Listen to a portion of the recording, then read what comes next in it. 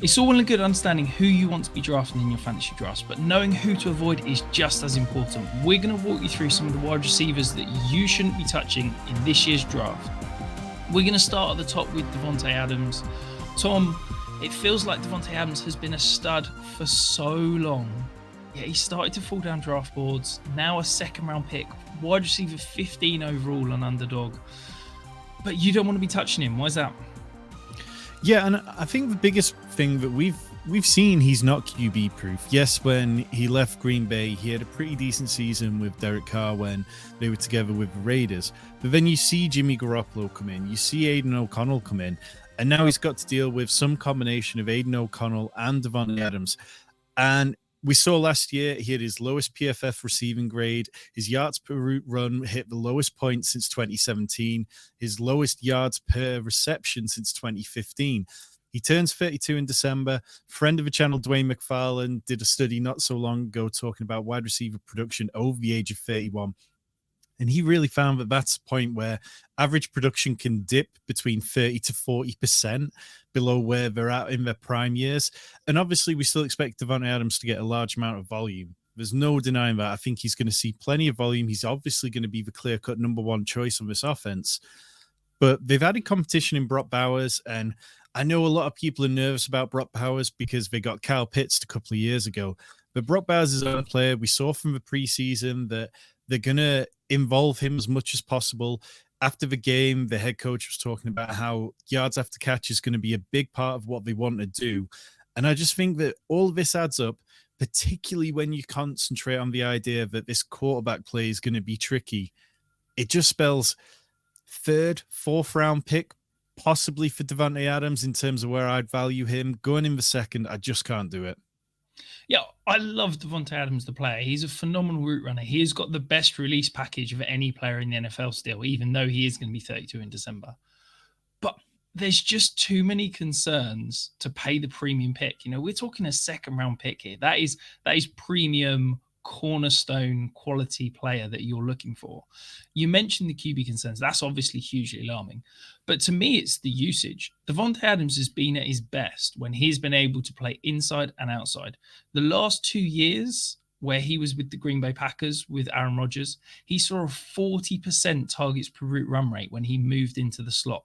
He was unstoppable when he lined up in the slot. Well, the Raiders have not only added Brock Bowers, who is going to be a movable piece on offense, where he can line up in line in the slot and potentially out wide as an ISO receiver, but there's also talk, and we saw it in the preseason, that Jacoby Myers is going to move into the slot as well. That says to me that basically Davante Adams is going to be a pure outside receiver.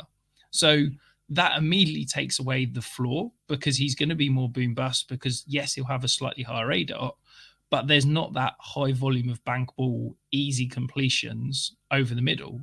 So you add that with the QB concerns. He didn't exactly have a phenomenal year last year where he put up just over 15 points per game. I can't get on board with the price. And I think that's the biggest issue here is, if, as you said, if this was a fourth round pick, yeah, I'd kind of believe on the talent and say it might be ugly. It might feel bad when you're having to start him each week, but he'll get there. At this price, I just can't get on board. Yeah, and that's before we even get into the fact that this Raiders offense last year when Antonio Pierce took over, it became so incredibly run heavy. That's what they want the identity of this offense to be. Like Zamir White, when he got into the games from week 15 to 17, was averaging 19.7 rush attempts per game. They were completely happy to run the ball, even when they were losing at times. Like, I have no faith in this offense becoming pass heavy. Absolutely. And if you're finding us for the first time, welcome on board. Welcome into the sanctuary. Hit that subscribe button. You won't regret it. We've got plenty more content coming out on a daily basis. The next wide receiver we're going to talk about, though, Tom, this may be a little bit more contentious. T. Higgins, he was a premium draft pick as little as 2 years ago, now falling down to the wide receiver 29. As you can see, a little bit of discrepancy between underdog and sleeper. 43rd overall and underdog. We know how wide receiver thirsty that is. A little bit more palatable at 56 overall on sleeper. I don't buy into Higgins, but are you with me, or do you think this is too rich to be saying to avoid him?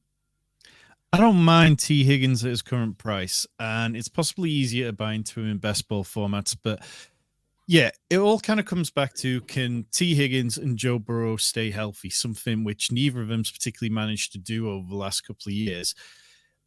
I think we have to separate ourselves from the point where people thought that T. Higgins could be a true wide receiver one, that he could go to another team and be an instant wide receiver one on any offense in the league. Instead, he's just a high end wide receiver two. If you remove the games that he played less than 30% of the snaps in 2022, he was averaging 17.9 PPR points. Last year didn't go well, injuries and poor backup QB play at time kind of hampered him. But I think if Joe Burrow's healthy, this offensive line takes a step forward, which we think it possibly can because they made some reasonable additions there, then I think T. Higgins can pay off completely fine when you're talking about picking him up in the mid-50s as your wide receiver 2, maybe even wide receiver 3. Yeah, I get the talent. I like the player. I get that this offense could be phenomenal. If everybody stays healthy, if everything is firing. We talked about it in a video a couple of days ago, where we're saying this is almost like the last dance for the Bengals in their current situation. My big concern is that the Bengals have not paid T. Higgins. There is no way they're going to pay T. Higgins. There were 9 players that have been franchise tagged this offseason. 8 of them have signed long-term deals. T. Higgins is the only player who is playing on his tender. My concern is that T. Higgins has got no incentive to gut through anything and play this season. And I worry that, we know the NFL is a physical season. If he gets a knock, if he gets a little niggle, whether it be, rolls his ankle or something like that, he has got no incentive to gut it out, play through pain, and potentially risk that long-term contract. And that's my huge concern, is that there is a real situation where he just sort of gets a knock, packs it in, and says, I'm done. I'll wait for free agency. And I just think, yes, there is potential. He pays off his cost, but I don't think there's that wide receiver 1 ceiling in T. Higgins' outcome because he's sharing an offense with Jamar Chase. And I think his floor is incredibly low. So if I'm risking low floor without the high ceiling, I would much rather pivot to other players in this range. Give me Christian Kirk, give me Amari Cooper, give me, if I can get Zay Flowers in a similar range. Appreciate he's getting a little bit higher. I think those guys have got higher floors and higher ceilings. So that's where I'd potentially be looking to pivot, just because of the potential risk involved. Another wide receiver that is incredibly boom bust so far through his career, Christian Watson, obviously missed 8 games last year. We had the offseason news that his legs were different weights, and he spent the entire offseason sorting out the muscle mass so that he's now only 6% different between his legs. Do you believe that Christian Watson could get back to, I guess, what people were hoping he would be after that rookie year and potentially a fantasy superstar, or do you think he's destined to fail?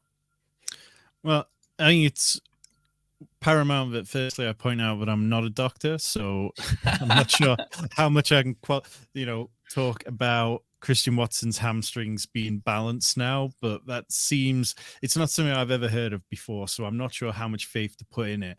In terms of Christian Watson as a player, he played 9 games last year, over 12 points in 2 of them. He's played 22 games in his career, and in only 6 of them has he been above 12 points. I just really struggle to know what it is that we're really expecting Christian Watson to be. Is he somebody that people expect to be a complete superstar? Because I don't think I've ever seen that. I've seen a player who can really have high ceiling games, but does he win in the middle of the field enough? Is he just a pure downfield boundary type player?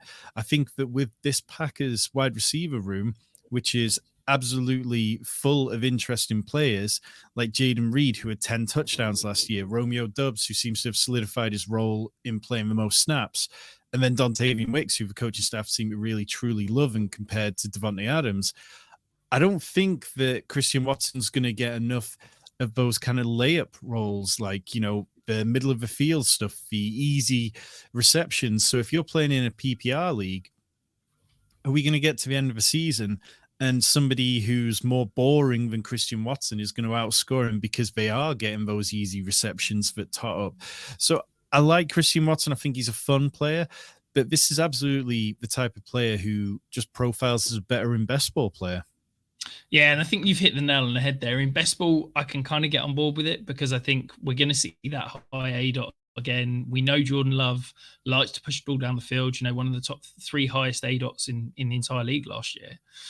But can you bank on him week in, week out? I think we know the roles of 2 wide receivers in this offense. We know Romeo Doubs is going to be that X. He's going to be almost kind of the false sacrificial X. And we know that Jaden Reed's going to be a movable piece that plays both as a flanker and out of the slot. Well, that leaves one wide receiver in 11 personnel for Christian Watson, Dontavian Wicks. And I think they're probably both going to cannibalize each other. You look at the numbers, Christian Watson obviously missed 8 games last year, but actually the underlying, per route run numbers are poor. Yards per route run below 1.5, targets per route run. I know 18.8 sounds good. If you've got 5 wide receivers on the field, they all get equal share. That's 20%. So what we're saying is Christian Watson is not, in 2023, didn't get an equal share of targets when he was on the field. So yeah, there will absolutely be some weeks where Christian Watson could have that Deshaun Jackson line of 4 targets, 3 receptions, 100 yards and a touchdown and win you a week. But I can guarantee there's going to be 4 or 5 weeks during the year where he's basically sitting there, maybe 3 targets, 1 reception, 5 yards, no touchdowns, and you're scratching your head thinking, why on earth did I start him? So yeah, I can't get on board in redraft. I still don't like him in best ball, but I can be a little bit more persuaded, shall we say, to get there. But if you are here, if you hit the subscribe button, go ahead and leave yourself a comment. We are going to be giving away a phenomenal prize when we hit 3,000 subscribers.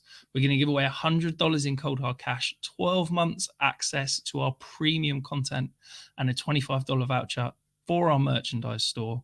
All you got to do is hit a comment below. Every single comment you leave will give you 1 entry into the draw. That's a comment on any of the videos on our channel. Give you one entry per comment, and we will make that draw when we hit 3,000 subscribers.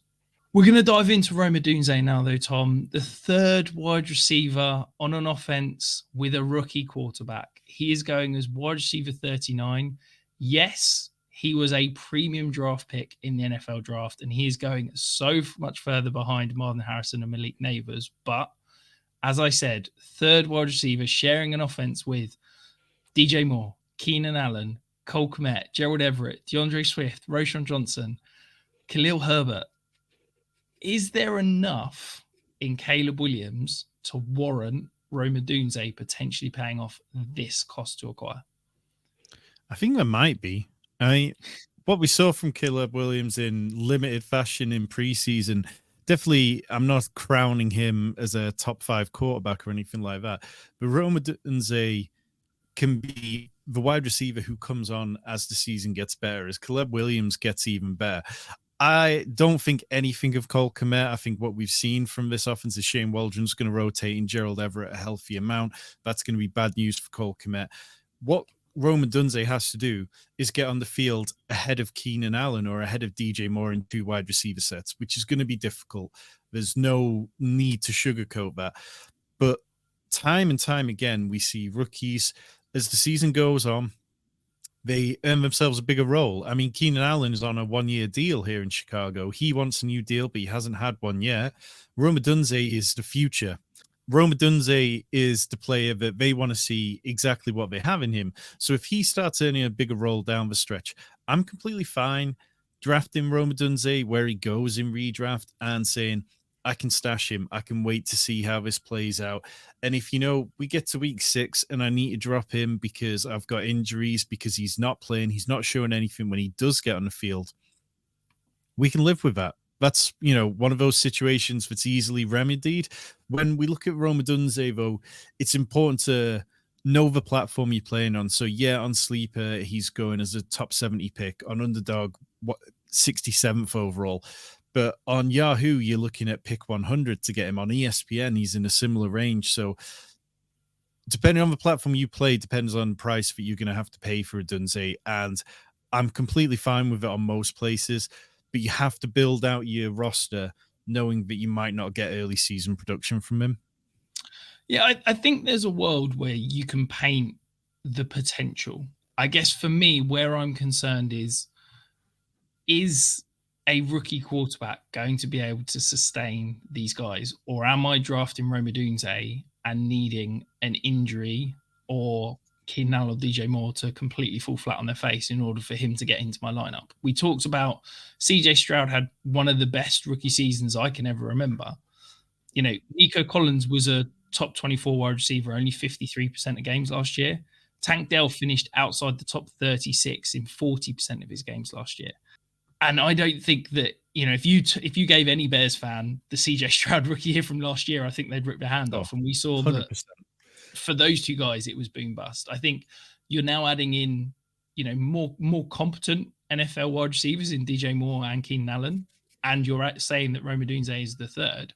My worry is that if you draft Rome Odunze in your redraft leagues, he just becomes a very expensive roster clogger, because I know you said by week 6 you can drop him and move on.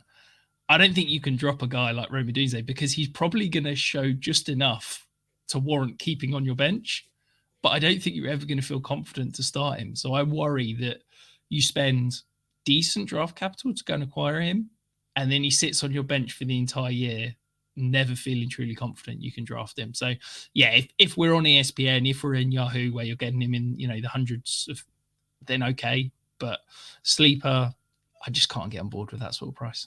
We're going to move across and talk about a Steeler now. George Pickens. Obviously, there's plenty of rumors around Brandon Ayuk potentially getting traded. George Pickens is going as the wide receiver 28 right now, Tom.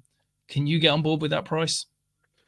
Well, again, this is the kind of guy who profiles as a better in best ball type player. And sometimes that's just a phrase that gets thrown around for players who have no consistency. And maybe that is what George Pickens is, because he's had 7 top 12 weekly finishes in 2 years, but 17 finishes as wide receiver 40 or worse. And yes, he was fighting with Deontay Johnson for targets across a large period of that time. We're both Deontay Johnson fans here in the Fantasy Sanctuary. But now we're supposed to believe that George Pickens can take this massive leap. But even the Steelers don't seem to believe that he can take this massive leap. Otherwise, they wouldn't be pursuing Brandon Ayuk when they're a long way away from being a Super Bowl team. Mike Tomlin can get the Steelers to the playoffs every year. That doesn't matter. But the difference between scraping into the playoffs and making a Super Bowl is huge. And Brandon Ayuk isn't going to be the difference in that, particularly with the quarterback situation, which, I mean, look, Justin Fields can be an exciting player. Russell Wilson can still throw an okay pass downfield. Both of them, to that fact, can both get downfield with their passes at times. But this offense is built for the running game. They invested heavily in their offensive line, which now is quite banged up anyway. So it's just perplexing trying to figure out what this is going to really look like. No wide receiver has ever had more than 72 receptions under an Arthur Smith offense that's going through Atlanta and Tennessee. So if we're saying that George Pickens' ceiling is 72 receptions from 2 quarterbacks who definitely have flaws, I kind of really struggle to pay this. I think in best ball, maybe I'd mix it in. I really have very little George Pickens so far. I'd much rather play this through Najee Harris and Jalen Warren. In redraft, I can't see myself picking George Pickens. I think you can draft George Pickens if you are happy getting essentially a 0 in your lineup 2 out of 3 weeks. 65% of games last year, George Pickens finished outside the top 36 wide receivers. That is absolutely wild. And we're now drafting him as a high-end wide receiver 3. I also don't get the fit in this offense. You know, I think George Pickens is fit with Russell Wilson or Justin Fields with what they were in their prior careers before joining Pittsburgh makes perfect sense. He is a contested catch outside numbers wide receivers. Fields and Russell Wilson both play that scenario really well. Arthur Smith does not. Arthur Smith thrives on in-breaking routes, completions over the middle. You could think back to A.J. Brown in Tennessee. It was all sorts of slants, in-breakers, drags, where he's cutting inside, bodying up and using that frame. George Pickens could fit in that scenario. But the problem is Russell Wilson's one of the worst inside the numbers completion quarterbacks over the past few years. And Justin Fields showed no ability to complete over the middle. This offense from a passing game doesn't make sense. And I just can't get on board with what George Pickens is going to be there. So, yeah, give me about 10 wide receivers that are going after him rather than George Pickens. I just can't get on board with the price or the player, quite frankly. And I think it's worth pointing out, I mean, perhaps the Brandon Ayuk trade doesn't happen. Perhaps he signs back with the Niners. But if it does happen, George Pickens is probably the kind of player that I wouldn't want to take inside the top 100. And yes, like George Pickens' ceiling outcomes are fantastic. They are incredible. But the wide receiver 2 on an Arthur Smith offense is just not worth drafting to me. Yeah, I couldn't agree more. The next wide receiver we're going to talk about, another deep threat. Now, Jameson Williams, if you believe the offseason hype, if you believe every single thing that Dan Campbell has said, Jameson Williams should probably be drafted as a top 12 wide receiver because he's going to be a superstar. I personally don't believe it. The track record of high drafted wide receivers that don't produce in year 1, that don't produce in year 2, it's basically Devontae Parker's the only one who's produced after year 3 of kind of not producing. I can't get on board with the price. I can't get on board with the player. I think that when you throw in Amon-Ra St. Brown, Sam Laporta, Jamar Gibbs, he's at best the 4th target on this offense. That's outrageous for me. Do you believe that a third-year breakout could come? And do you think that the price is potentially worth it? I think I'm more willing to give him a pass for the circumstances that led to him not producing over the first 2 years. Like the first year, they knew he was barely going to see the field because of the ACL injury. The second year, he got himself suspended in something which, we can definitely point the finger at him. It was his fault. He did something, he wasn't aware of the rules. But I'm just a little more lenient to say, okay, he hasn't produced, but there were extenuating circumstances. It's not like my guy Rashad Bateman, where he was on the field and just getting injured or not producing when he was on the field. So I'll give him a little leeway. But where I can't get on board is I just don't think that there's enough volume here. The Lions, ever since Dan Campbell got there, have been a run-focused offense. And yes, they've got some excellent players in the passing game, but the identity of this offense is to run first. They've got an excellent offensive line. They've got 2 excellent running backs in Jahmyr Gibbs and David Montgomery. Then you go, okay, Amon-Ra St. Brown is a volume target earner. Sam Laporta broke out in year 1. So are we saying that Jameson Williams is the 3rd option, the 4th option, the 5th option here? Like, it's definitely encouraging that they moved on from Josh Reynolds, because over the last 2 seasons, Josh Reynolds had 8 top 30 weekly finishes, which is enough to eat into that kind of wide receiver roles outside of Amon-Ra St. Brown. But I think you're really talking about a player who's going to give you 7 points a week at times, and you're just going to be looking at him on your roster and going, we should start this guy who's sat on my bench right now instead. Yeah, I could buy into Jameson Williams a little bit more if through those first 2 seasons, we saw some signs, we saw some flashes, we saw decent underlying numbers. That wasn't the case. He played a bit part role over the last 2 years. His yards per route run number in 2022 was 1.11. His yards per route run number last year was 1.3. Like, this is a guy that even in a bit part hasn't produced, and we're now expecting him to just be competent. I don't think he's a good enough NFL wide receiver. I didn't like him as a prospect. I don't believe Jared Goff is good enough to support what this would be his 5th fantasy relevant player when you have the 2 running backs, the tight end and the wide receiver. I don't think this offense is good enough to warrant that amount of capital. So I'm happy letting somebody else take the risk and draft Jameson Williams, and I'll just go and look elsewhere, quite frankly. The final player we're going to talk about, though, Lad McConkey, wide receiver 42 overall. Surely, Tom, somebody in Los Angeles with the Chargers, you got an elite quarterback under center. Someone's got to be fantasy relevant. Why not Lad McConkey? And that's the argument which I think is full of pitfalls. Like, we've seen this a couple of years ago with Darnell Mooney with the Bears. There's nobody else there. Somebody has to catch the ball. And I'm just not sure that that's a good enough reason for me to want to take Lad McConkey at 86 overall on Sleeper or as a top 75 pick on Underdog. When you look at other ADP across different platforms, on Yahoo, Lad McConkey goes at 126. That's much more palatable. 99th on ESPN. That feels fine in comparison to this. But 86 just feels too high. McConkey, the Chargers traded up to get him. They moved up 2 picks in to have the second pick of the second round. But this is a player who never surpassed 800 receiving yards, never hit double-digit touchdowns. And yes, Brock Bowers was at Georgia with Lad McConkey. But, I mean, we see plenty of offenses where players manage to put up good points, good metrics, despite the fact that they're playing with other studs. So I struggle because I haven't really seen it from a production point of view from Lad McConkey. I think the athletic stuff, it's definitely there. He could be a reasonable player for Justin Herbert. We saw that over the last couple of years, Keenan Allen and Mike Williams combined for 358 targets. So we know that Justin Herbert has the passing volume to spray it around, to get it to players who he likes. Justin Herbert is currently in a walking boot dealing with plantar fasciitis, and that's something which could linger for a while. And I just don't feel very good about this offense at all.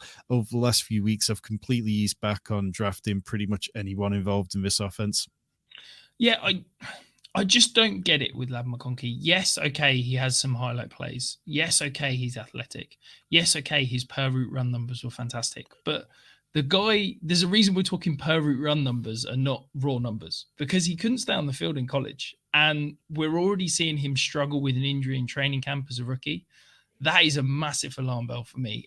If you look at the list of highly drafted guys that don't pan out at wide receiver, so many of them have an injury in rookie training camp and fall behind and then don't get that opportunity to pick it up.